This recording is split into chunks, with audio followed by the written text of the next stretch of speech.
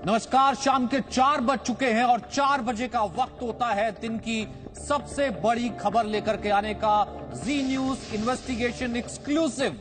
जी हां, 4 बजे विकास दुबे जो कि वो सबसे बड़ी गवाही आपको दिखाने वाले हैं कि बेहुआ गांव का विकास दुबे कैसे कानपुर का विकास दुबे बन गया, फिर उत्तर प्रदेश का विकास दुबे बन गया और 150 से ज्यादा घंटे तक फरार रहने के बाद उसकी गिरफ्तारी जो है उज्जैन में होती है। दरअसल ये तमाम बड़े खुलासे जो कि विकास दुबे के करीबी के रिश्तेदार का दावा है कि कई नेताओं का वो खास करीबी था।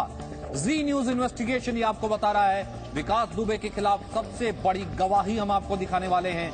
विकास दुबे के करीबी जय वाजपेयी लॉकडाउन बढ़ रहा, बैरियर पे वहां लगा रहा, बैरियर पे पुलिस रहती रही, वहाँ उनकी चाय आती रही, चाय पीते रहे पुलिस वाले विकास दुबे की, और वहीं सब व्यवस्था होती रही। आज नहीं, पुलिस बराबर बैठती थी, बराबर बैठती थी, पुलिस का आना जाना वहाँ होता था। हाँ। ये एसओ साहब नहीं, इसके पहले जो एसओ साहब, उसके पहले जो एसओ साहब आए, अगर पंडित जी हैं तो वहाँ पर जाना आना होता था। सारे पुलिस वाले जाते आते थे। कि यहाँ बैठे बड़े नेता लोग हैं, जो जब नेता लोगों का हाथ होता तो जनता क्या करेगी? गरीब जनता, गरीब आदमी रोज कमाना खाना जानती है, विवाद में नहीं पड़ना चाहती है। जब नेताओं का, बड़े नेताओं का जब हाथ होता है तो सब काम होता है। तो ये सबसे बड़ी गवाही विकास दुबे पर इस वक्त आप जी न्यूज इन्वेस्टिगेशन एक्सक्लूसिव देख रहे हैं। विकास इस वक्त हमारे साथ तो विशाल पांडे मौजूद हैं, हमारे संवाददाता, साथ ही साथ जितेंद्र भी मौजूद हैं। सबसे पहले विशाल, मैं आपके पास आना चाहता हूं। जय वाजपेयी जो कि सबसे करीबी रहा है विकास दुबे का, उसके रिश्तेदार तक आप पहुंचते हैं, जो सबसे पहले सबसे बड़े खुलासे में कह रहा है कि एक दो नहीं, कई बड़े राजनीतिज्ञों से उसके संपर्क थे, लिंक थे। क्या उसे आज की इस गिरफ्तारी या यूं कहें कि इस पटकथा से भी जोड़कर देखा जा सकता है? क्या इसका मायना है?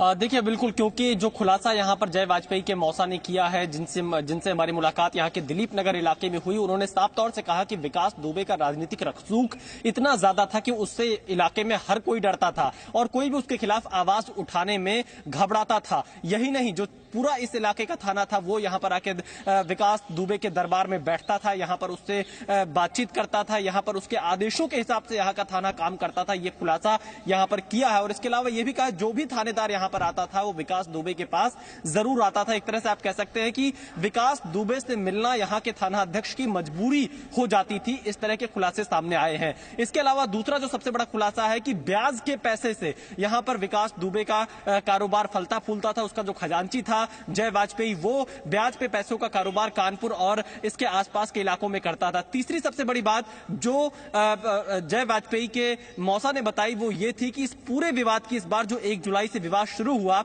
उसके जड़ एक जमीन थी जिस पर विकास दुबे अपने रिश्तेदार का कब्जा कराना चाहता था और जिसका विरोध राहुल तिवारी ने किया। और उसके बाद जब राहुल तिवारी ने तहरीर दी, शिकायत दी और फिर पुलिस दबिश देने गई तो 8 पुलिसकर्मियों की हत्या विकास दुबे कर देता है। तो ये बड़ी गवाहियां यहां पर सामने आई है। बड़ा नेक्सस जिस बात का जिक्र लगातार जी न्यूज कर रहा है कि सिस्टम में कौन लोग हैं, तो यहां पर जो मौजूद स्थानीय लोग हैं, जो ग्रामीण हैं, जो इनके रिश्तेदार हैं, उनका साफ तौर से यही कहना है कि सफेद पोश नेता बड़ी बड़ी गाड़ियों से विकास दुबे के घर आते थे, कई अधिकारी आते थे। विशाल पांडे तो सबसे बड़ी, क्योंकि इस वक्त सबसे बड़ा खुलासा जी न्यूज यही कर रहा है, जब रिश्तेदार कहीं ना कहीं जय वाजपेयी का, जो कि विकास दुबे का सबसे करीबी है, जितेंद्र, अगर वो ये खुलासा करता है कि तमाम सफेद पोशों से और नेताओं से उसके लिंक थे, तो 5 राज्यों को चकमा देता हुआ, दृश्यम खेलता हुआ विकास दुबे अगर उज्जैन पहुंच जाता है, एक गार्ड उसको गिरफ्तार कर लेता है, क्या ये कुछ दिखाया जा रहा है जो हम देख रहे हैं या पर्दे के पीछे कुछ और है? देखिए सचिन, पर्दे के पीछे कुछ और ही है जो इसकी मदद कर रहा है। और जिस तरह से आप दृश्यम आपने दिया है आपने, यानी कि विकास दुबे ने दिखाया कुछ और वो पहुंचा कहीं और। एक स्क्रिप्ट उसने लिखी और उसी के हिसाब से वो काम करता चला गया। दृश्यम अगर फिल्म दर्शकों को याद हो तो उसमें बिल्कुल ठीक इसी तरह से था कि जो हीरो है वो अपनी एक स्क्रिप्ट लिखता था और उसी के हिसाब से वो काम करता था, लेकिन पुलिस उसमें उलझी रहती थी। विकास दुबे की भी अगर बात करें, अगर भागने की बात करें, तो ठीक इसी तरह उसने स्क्रिप्ट लिखी और उसी के हिसाब से वो भागता गया, छिपता रहा और आराम से वो जाकर के उज्जैन के महाकाल महाकाल मंदिर में गया और वहां पर जाकर के सरेंडर कर दिया।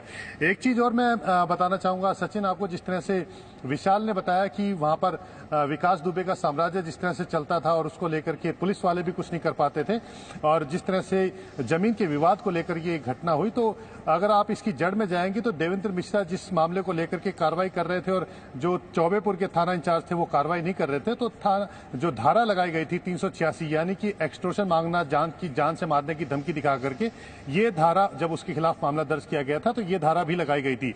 लेकिन थाना अध्यक्ष ने इस धारा को हटा दिया था बाद में, जो आयु जांच करने के लिए गया था उसको डरा धमका करके हटा दिया गया था।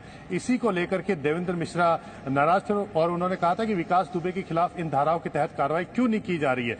यानी कि उसका रसूख था और जो दबाव था लगातार पुलिस कर्मियों के ऊपर भी, जो उस थाने में तैनात रहते थे या इसके अलावा जो दूसरे पुलिसकर्मी थे, उन तक भी उसका दबाव बना हुआ था। यानी कि रसूख उसका उस इलाके में पूरी तरह से बना हुआ था, जिसमें तस्वीरों को भी लगातार देखे ना भी मदद कर रहा था। जितेंद्र, ये तस्वीरें हम लगातार देखे उज्जैन के, वो जब मंदिर पहुंचता है वहां पर पीछे गार्ड है, 2 पुलिसकर्मी है, और बकौल गार्ड ये कहा जाता है कि देखिए उसने पकड़ लिया है, तो वो खुद चिल्लाता है मैं विकास दुबे हूं कानपुर वाला और मुझे पकड़ लिया है इन्होंने। इसलिए हम ये कह रहे हैं कि क्या जो दिखाया जा रहा है वही सच है या इसके पीछे की कहानी कुछ और है।